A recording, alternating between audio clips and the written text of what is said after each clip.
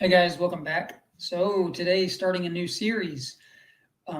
When I first started making videos, I did cover chapter 3, and I basically did the entire chapter in one video. And looking back, it's not really the best idea because I didn't get to unpack everything that I wanted to talk about. I just kind of skimmed through it and then pointed out the highlights. So this series is going to be going back, slowing down, and unpacking everything that it has to offer because there are multiple sections in that chapter. Chapter 3, it's called The Observable Contrast and Between Plants and Animals. And by the way, some of you have asked me, where can I get the book? It's easy, guys. You can get it on any online store. Amazon sells it. If you're a Prime member, you can get free shipping.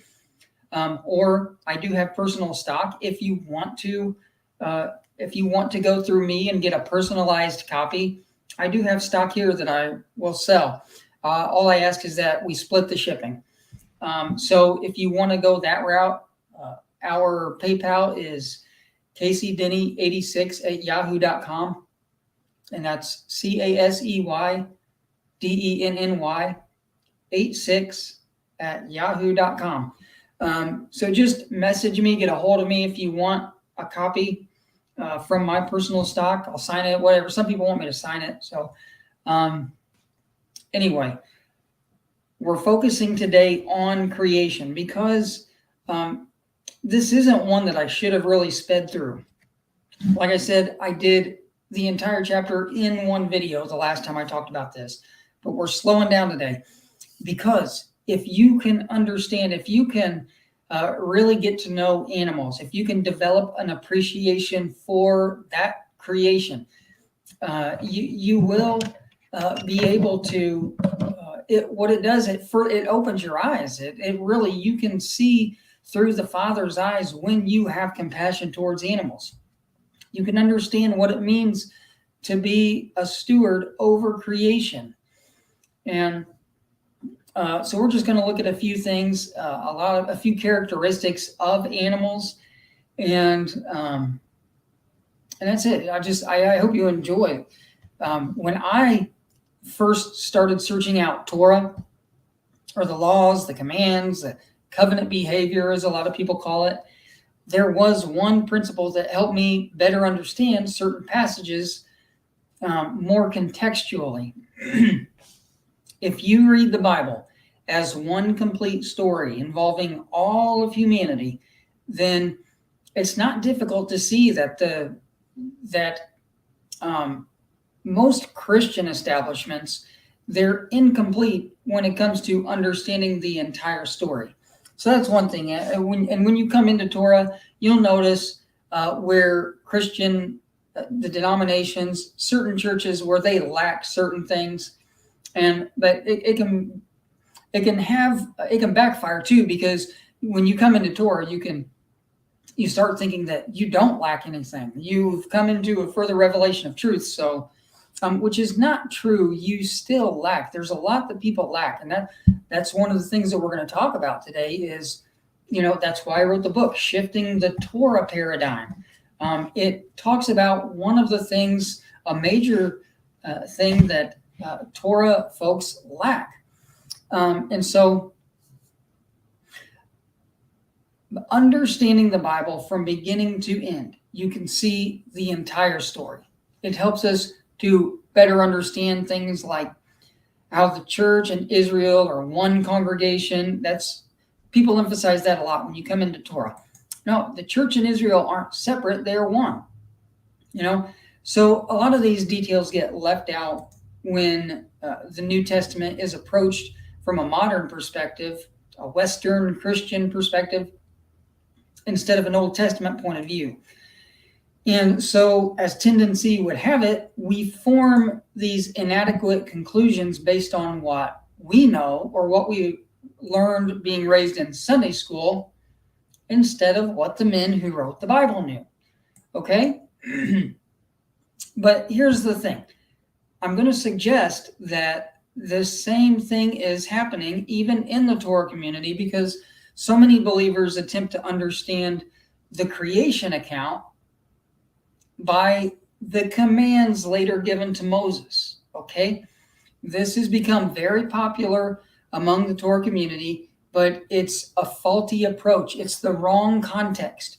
We don't approach the creation account with the laws of Moses and the story of Sinai as if it happened first. We approach Sinai in the context of creation.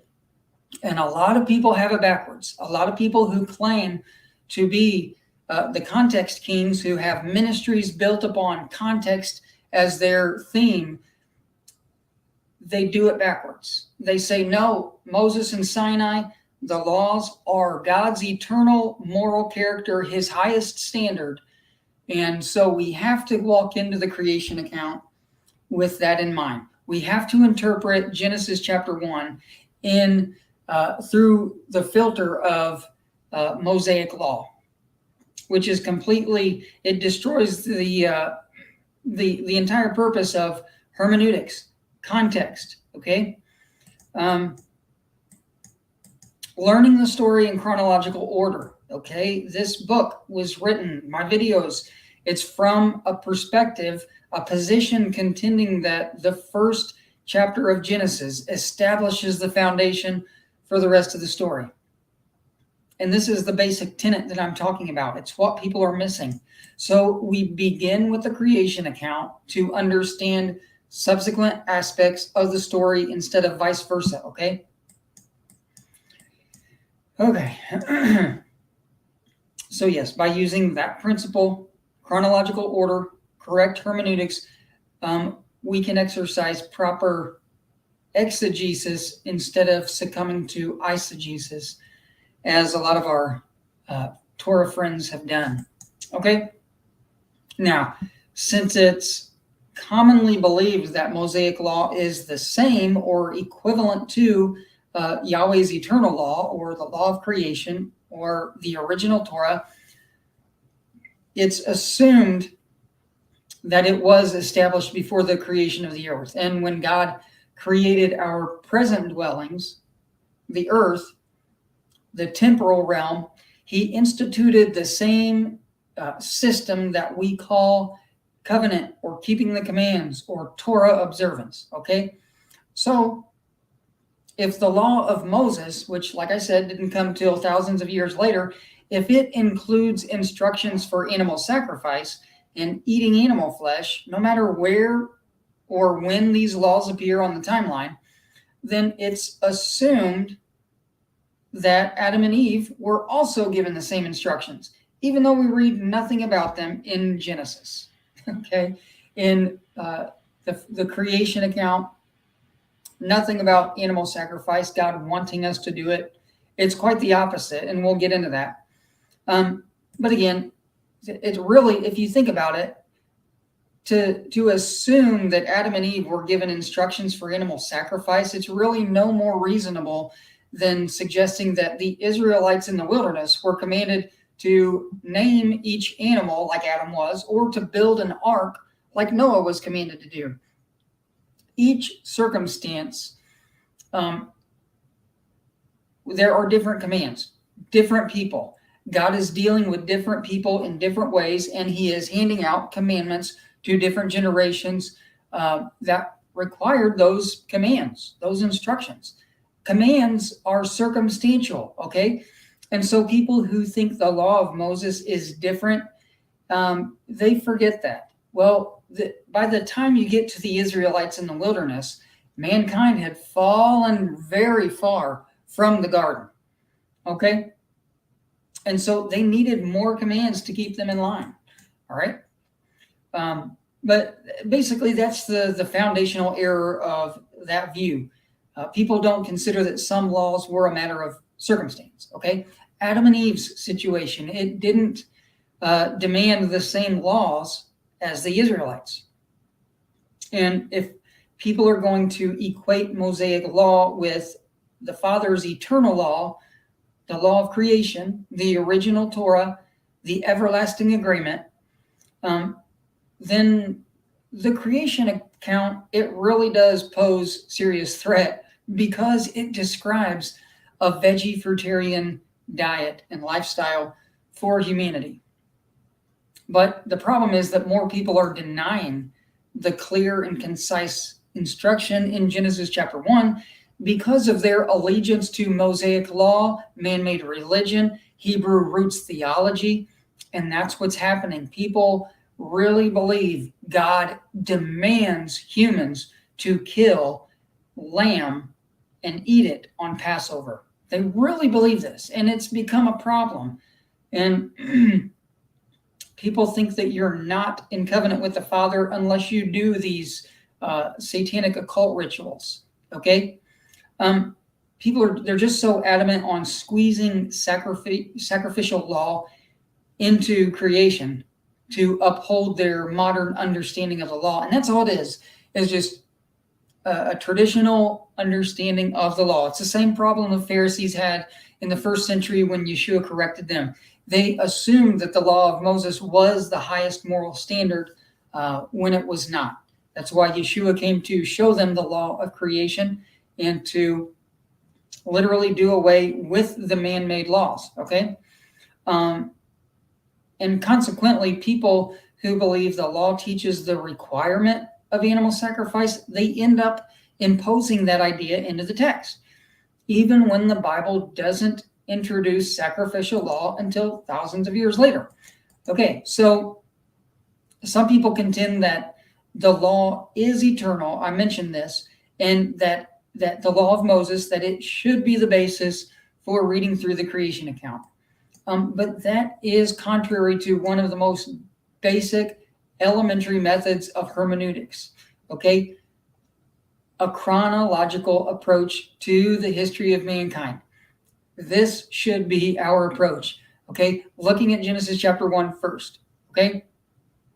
And in fact, the creation account establishes one of the most recognized eternal principles commonly observed by Torah believers, the seventh-day Sabbath.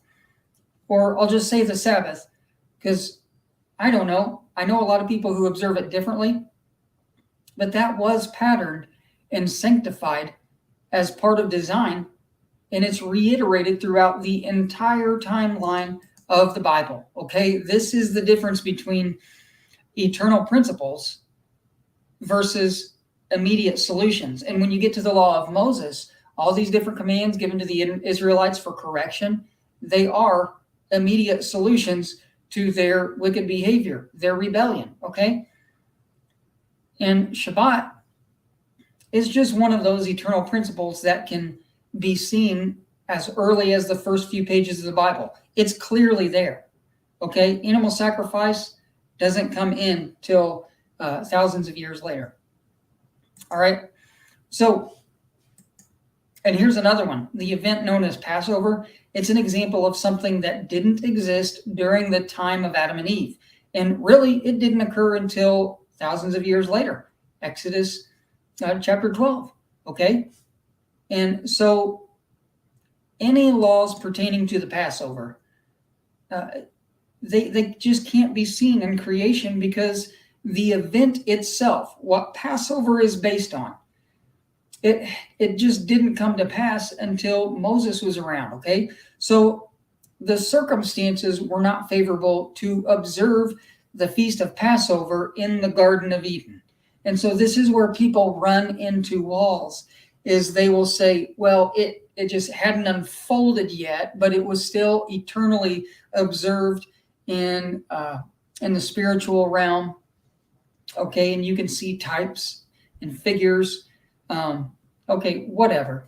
If people want to do that, that's the problem, though. Another thing is a lot of people use the term law as a blanket concept pertaining to every command in the Bible. But it's not that simple, guys. If so, then you would have to believe the Passover was observed in eternity before the foundation of the earth. That's why some people do, even though it was established many years later. So anyway, what I'm trying to say is that any attempt to squeeze Passover laws into the timeline prior to the event itself, it's nothing short of eisegesis. So, same with animal sacrifice. All right. like I said, it pertains to any remedial law given at Sinai, not just Passover. Let's just get down to it. I'm going to say one more thing. Adam and Eve, they weren't given instructions for sacrificial law. They weren't given those guidelines because humans had not yet killed animals or consumed their flesh. So there was no need for that type of correction at that point in time. And that's what it all boils down to. Okay. All right. We're going to get to the first passage. One thing I really want to show you guys is, let me blow this up a little bit. This is the breath of life. That's what we're focusing on in this video. This is really good, guys. It's one thing that you really have to get in your head, your spirit, so that you can understand and appreciate the animals on a greater level, guys. It says, and this is coming from Genesis 1, verse 20 through 22. It says, God said, let the waters bring forth abundantly the moving creature that hath life. Talks about the birds. And this is neat. Above the earth in the open firmament. It's funny how a lot of people understand that's a literal thing. But they read down in Genesis 1, 29 and 30, and they completely butcher the instructions for eating plants. It's like, how can you see that the firmament is literal? You can go that far, and it's not a popular view in society, Christianity. I know a lot of more Torah people are starting to catch on, but the firmament, I mean, it's literally the sky, the dome over our head. Biblical cosmology, Hebrew cosmology. If you haven't researched it, research it. But it's funny how people can know that this is a literal thing, and it's like their eyes are open so much to accept that for how it was perceived all throughout time. Then they get down to Genesis 1:29 and they think, oh, it's an instruction to sacrifice and eat animals. It's funny how that works. Anyway, here God's telling them to bring forth abundantly after their kind, be fruitful, multiply every moving creature that has life. And so what we're going to look at is this word, Haya, for the breath of Yah. And when it talks about every moving creature that has life. Okay, so that's where this comes from. It's literally the Father making these creatures into living souls. Okay, and you're going to see that. That's why the breath of life is significant. And it's neat because when you read through Genesis chapter 1, you get the sense of appreciation for different designs that our Creator took the time to complete. The sun, the stars, the moon, the firmament, the landscapes, the oceans, all kind of flora and fauna. Everything coming forth abundantly.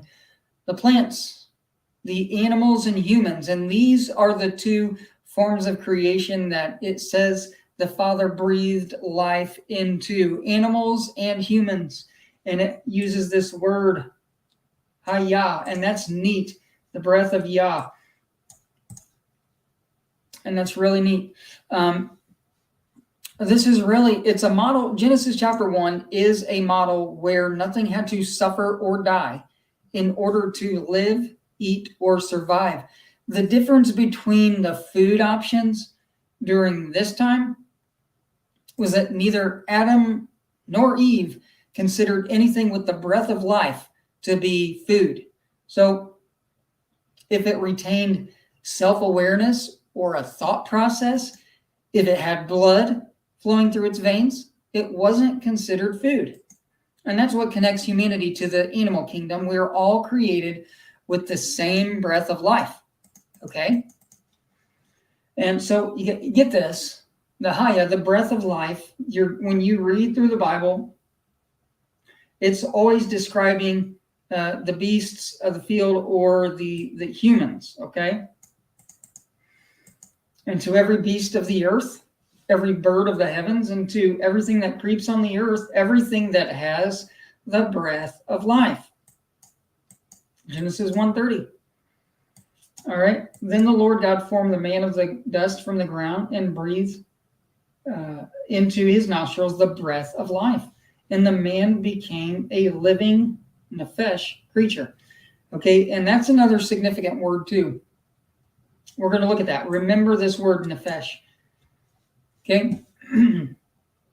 Anyway, I've always heard that one of the reasons humans are intellectually superior to animals is because they don't have souls. They don't have spirits. But I would argue that strongly. And if humans become living souls by the breath of life, and he created animals the same way, then I would argue that it accomplishes the same in the animal kingdom. If animals share the same God-given breath of life as humans, then it would elevate them to the same level, at least in some respect, right? We receive life in the same way. We all possess a sense of awareness. It's called sentience. We have the ability to make conscious decisions because we are given a quality of life that only comes from the breath of Yahuwah. Okay? And so I'm just giving you a few interesting passages that seem to appreciate the animals, their level of significance, how much we can appreciate them. Here's a few more.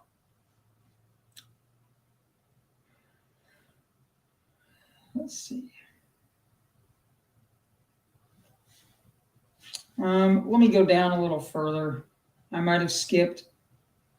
Yeah, it looks like there were a few passages that I really wanted to talk about. Just note these down. Ecclesiastes 3:18 and 19. Here, I'll tell you what I'll do.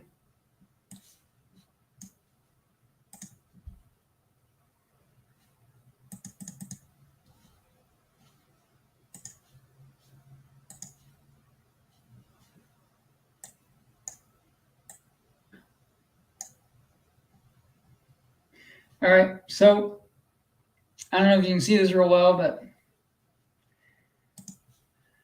maybe I'll make it a little bigger. I said in my heart with regard to the children of man that God is testing them that they may see that they themselves are but beasts. For what happens to the children of man and what happens to the beasts is the same. As one dies, so dies the other. They all have the same breath. And man has no advantage over the beast, for all is vanity. Guys, sorry I didn't get that on my chalkboard, but I feel like that's a very good passage. And here, this is neat. Let everything that has breath praise the Lord. Psalm 150, verse 6. Okay, like I said, sorry, didn't get it on the chalkboard, but there it is. We'll just have to improvise sometimes. Like I said, humans, animals, they share a lot of unique similarities, unlike plants, okay? And aside from the breath of life, the most obvious would be sentience, the phenomenon of self-awareness or free will. It's a sense of personal identity, okay? When God breathes life into humans and animals, they become living souls. And if you own a pet, you can probably testify. Animals know their names, okay? Plants, they're not self-conscious beings like humans or animals.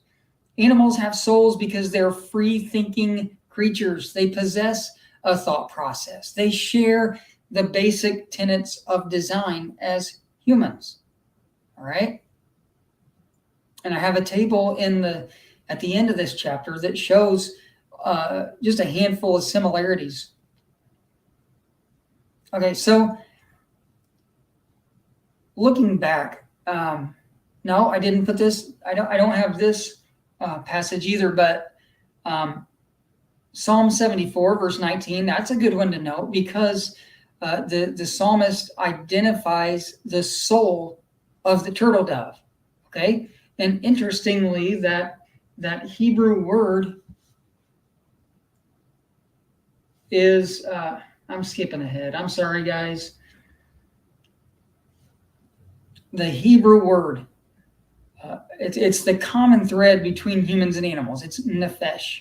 Okay, it describes the soul, the mind, the identity of a created being. Okay, living soul, consciousness, self-awareness, personal identity, perception, sentience. So when you think of the soul, and a lot of people understand this, there are like three aspects, three elements, I guess, I don't know, to a human being or an animal, and that's body, soul, and spirit. Okay, and the soul is basically equivalent to the mind. Sometimes you hear that, body, mind, and spirit. So the soul and the mind are the same thing. When the Father breathed life into humans and animals, when he breathed life into us, we became a thinking, self-aware, a living soul with a mind who can think. Okay, we instantly had a personal identity. Okay, and we begin to develop. All right. So this word nephesh, it only describes forms of creation with sentience, perception, or free will. Okay, and aside from a few variations, there are a few variations of the word. It's interesting that nephesh is only used to describe humans and animals. And even though plants are living organisms, they're never described as having nephesh. Okay, I'm going to go back and read this, because it says to ask now in Job, ask now the beasts, and they shall teach thee. The fowls of the air, they shall tell thee. Speak to the earth, and it shall teach thee. The fishes of the sea shall declare unto thee. Who knows not in all these things that the hand of the Lord hath wrought this? In whose hand? I should have outlined it or underlined it. In whose hand is the soul, nephesh, of every living thing, and the breath of all mankind. So isn't that neat? Isn't that neat that it's talking about nephesh again in terms of animals and humans? And I get it though, guys, because every time you start talking about this, people will say, well, you're trying to elevate animals above humans. And that's not the case at all. It's like we get it. We know that there is something that separates humans from animals. It's the one dynamic that that makes humans more significant. It's the God image. Mankind was made in the image of our Creator. We were formed in the same divine nature as our Father, which will be restored in the future. Okay, it's the same image that was talked about thousands of years before the Messiah came. And then when he arrived, people referred to him as the image of God. Okay, so it's because he displayed that image of perfect humanity before the fall. That's why he's called the second Adam. Okay, the Messiah, he succeeded in displaying this image throughout his perfect life, living his entire life, displaying the divine behavior of his Father. And a lot of people call it a nature mystery, but it can be understood just by acknowledging that Yeshua was a man approved by God, as Acts 2:22 says. He had the Spirit without measure, as John wrote.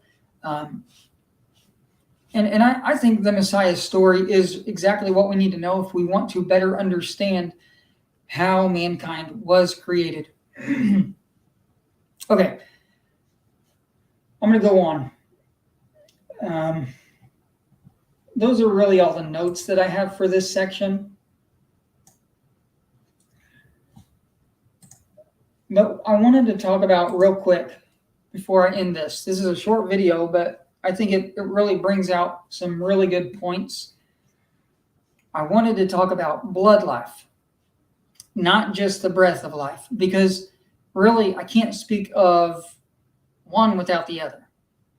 Everything that possesses the breath of life also possesses blood. So it means if you have a respiratory system, you also have a circulatory system. They just go hand in hand.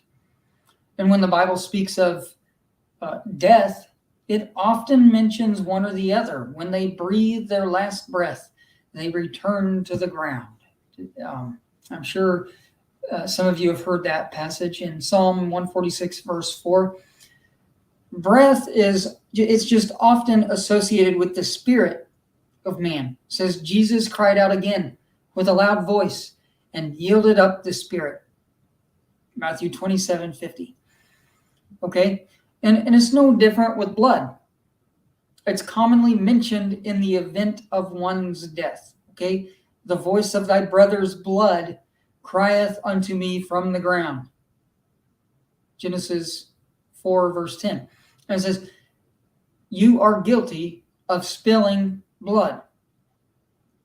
And that phrase is in Ezekiel 22, verse 4. But breath and blood, they reveal a common thread between mankind and the animal kingdom. Okay, it's relevant because, all my book, the videos that I put out, it contends against this notion that the Father required the spilling of blood throughout the history of mankind. It's just sick to think about. People who endorse animal sacrifice, people who believe that our Creator demanded it, that He went through the trouble of designing animals with the same attributes of humans, consciousness, free will, personal identity. Think about this. The animals have this. Blood life, the breath of life, vulnerability to suffer. They have the will to live. They have that personal identity. They know their names. Okay? And people who believe that our Creator went through the trouble of designing all of those attributes in humans and animals only for us to dispose of them either at our discretion or upon His demand, it's just ridiculous. Now, if you can ignore all of that in animals, consciousness, free will, personal identity, blood life, the breath of life, the will to live, vulnerable to suffer, and you can ignore all of that and kill animals without any effect on your morality and your conscience, then why would it be no different with humans? We should be able to kill and eat humans who are exactly the same. It shouldn't be any different. Why do people believe it's immoral to kill humans and not animals when we were created the same? We have the will to live, but so do animals. You know what I mean? It's just people don't think about that. Their traditional religion, mainstream theology, it's really got people in a place where they can't use their brain to consider the morbid nature. So it's just messed up that God supposedly designed animals just so they could suffer and die for His pleasure, for ours. And if we are going to be honest with the circumstances, we can't sugarcoat it, guys. This portrayal of God, it's one of cruelty and death. It doesn't matter how pretty we try to paint it. We can't just evade the morbid nature of the circumstances by saying, well, His ways are not our ways. If we believe God is pleased with spilling blood of all of His creation, then He is a God of death and destruction. We can't sugarcoat it. Okay? And for a moment, I've mentioned this a few times in a few videos, but imagine this scenario, okay? It's similar to, I have a few different scenarios that I explain in my videos, but imagine that you and a group of friends visit your local pet store and you decide to purchase your favorite dog, whether it's a St. Bernard or an English Mastiff, whatever it is. Imagine whatever breed you want. Now, suppose you and your friends that you take it home and you begin to soothe it. You lay your hands on its head. You pet it until you've earned its confidence. It's beginning to trust you, okay? But the dog doesn't realize that you're about to betray its trust, okay? When he least suspects it, one of your friends, they suddenly pull out a knife and they slit the dog's throat, okay? And all you can do is watch until every drop of blood spills to the ground. Now, visualize your friend stirring his finger around in the blood and then smearing it all over different objects around the room. And after that, your friend begins to spatter the blood all over you and your other friends. And from there, you and your friends collectively, you guys endeavor to dismember this dog. You rip out its organs. You place its head over the organs and the pile of bones. You burn the rest of its body.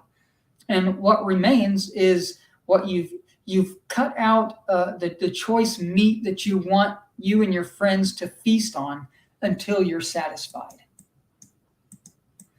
Okay? I know that picture is morbid. It has nothing to do with the God of the Bible, does it? Well, actually it does. That is exactly how Yahweh's instructions are depicted in our Bibles. But instead of a dog, it's a bull, a ram, 2 lambs. Check out Exodus 29. And I know some of you know that I probably did that for a reason. It's to prove a point. And on one hand, we consider that behavior morbid if we're talking about pets.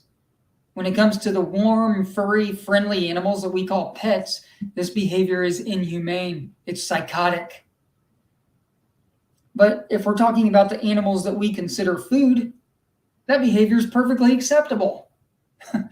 And it reminds me what the music artist Moby said. I see this quote all the time in some of the vegan groups. The dog you love is emotionally the same as the cow you ate. That's true, guys. It's true. We're all built the same. We all have personal identity. We all want to live. We have that will. And here's the hurdle for most people. If the Bible says it, then it settles the matter. And the reason that's a hurdle is because we don't want to know why the God of the Bible is depicted as a bloodthirsty savage. And quite frankly, people don't even care. The only thing they know is that God apparently commanded his people to perform these occultic blood rituals. And we accept it as, oh, it's divine covenant behavior. No questions asked.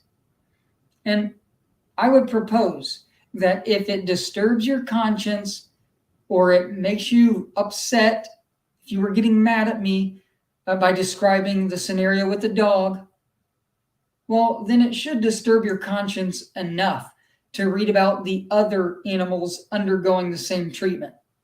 Blood is spilled, breath of life, it's cut off, and the life of an innocent creature has been forfeited. Okay? I know it's not a popular message, guys, but the breath of life, it is one attribute that we share with the animals. It is what makes humans and animals into living souls. Okay? And I don't want to be found guilty for forfeiting the life of another soul. Okay?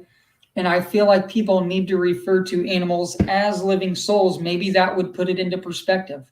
I don't want to kill another soul. And people think, well, it's not murder if it's an animal. Well, if you understand that we are souls, animals are souls, you can't look at it any different. Thou shalt not kill. There are no, it doesn't talk about, well, that only pertains to humans. That's how a lot of people look at it. But no, it just says thou shalt not kill. And so I hope this helps. That's the end of this section. The next section, we are going to go into dominion, because a lot of people they really pervert that concept of dominion as meaning it is a term of war, violence. And they want to say that dominion over the animals is a license to kill, when really it's about stewardship. Okay? So if you like this, please hit the like button. Hit the dislike button if you didn't like it. Share the videos, subscribe. And if you are looking for a book, I told you where to get it, Amazon, or you can get a hold of me. And I'll talk to you next time, guys. I hope this helped.